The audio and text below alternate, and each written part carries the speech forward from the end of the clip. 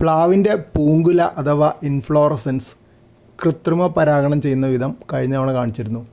അന്നത്തെ പൂക്കളിൽ ഒന്നാണ് ഈ കറുത്ത് കാണുന്നത് ഉണങ്ങിപ്പോയ ആൺപൂവാണ്. താഴെയുള്ളത് ചക്കയായി. ഈ കറുത്ത് കാണുന്നത് അന്നുണ്ടായിരുന്ന ആൺപൂക്കൾ 2 ഉണ്ടായിരുന്നു. ഒരെണ്ണം മുറിച്ചെടുത്തിട്ട് ഇതൊരു പെൺപൂവായിരുന്നു. അതിന് കൃത്രിമ പരാഗണം ചെയ്തിട്ടുണ്ടായിരുന്നു.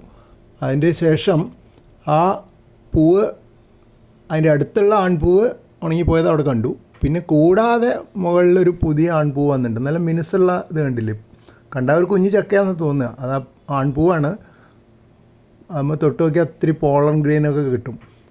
ഇത് ചക്കയായി. ഇതിപ്പോൾ ഒരു മാസമായി അത് കൃത്രിമ പരാഗണം ചെയ്തിട്ട്. അല്ലെങ്കിലും ഉണ്ടാവും, കാരണം ആൺപൂക്കൾ മുകളിലാണല്ലോ ഉണ്ടാകുന്നത് ഈ ഞെട്ടിൽ, കണ്ടില്ലേ. അപ്പം നമ്മൾ കൃത്രിമ പരാഗണം ചെയ്തില്ലെങ്കിലും ചക്കയൊക്കെ ഉണ്ടായിന്ന് വരും. കാരണം ആ പോളൻ നേരിട്ട് താഴേക്ക് വീഴുമ്പോൾ ഈ പെൺപൂവിൻ്റെ മുകളിലാണ് വീഴുക.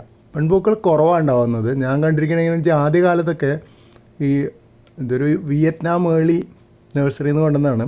ഒരു കുഞ്ഞ് ഗ്രോ ബാഗിലാണ് കൊണ്ടുവന്നിരുന്നത്. അപ്പോൾ അതിലിങ്ങനെ കുറേ ഞാൻ വിചാരിച്ചിരുന്ന അന്ന് ചക്കയാണെന്നാണ് ഉണ്ടാവും.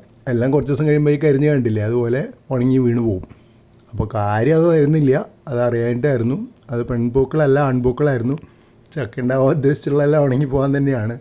കുറച്ച് കഴിഞ്ഞപ്പോഴാണ് ഇങ്ങനെ ചക്ക ഉണ്ടാവാൻ തുടങ്ങിയത്. അപ്പോൾ അത് പെൺപൂക്കൾ ഉണ്ടാകുമ്പോഴാണെന്ന് പിന്നീട് മനസ്സിലായി. യൂട്യൂബ് വ്യൂവറാണ് പറഞ്ഞു തന്നത്. പിന്നെ വായിച്ചു നോക്കിയപ്പോൾ പല സ്ഥലങ്ങളിലും അതിനെ പറ്റിയിട്ടുള്ള വിവരണങ്ങളുണ്ട്. കൃത്രിമ പരാഗണം ചെയ്യുന്നതിനെ പറ്റി വിവരങ്ങളുണ്ട്.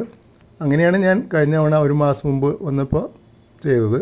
അത് ഞാൻ മുമ്പ് പോസ്റ്റ് ചെയ്തിരുന്നു. ആ പോസ്റ്റ് നമുക്ക് ഇതിന് ശേഷം ഒന്ന് കാണാം.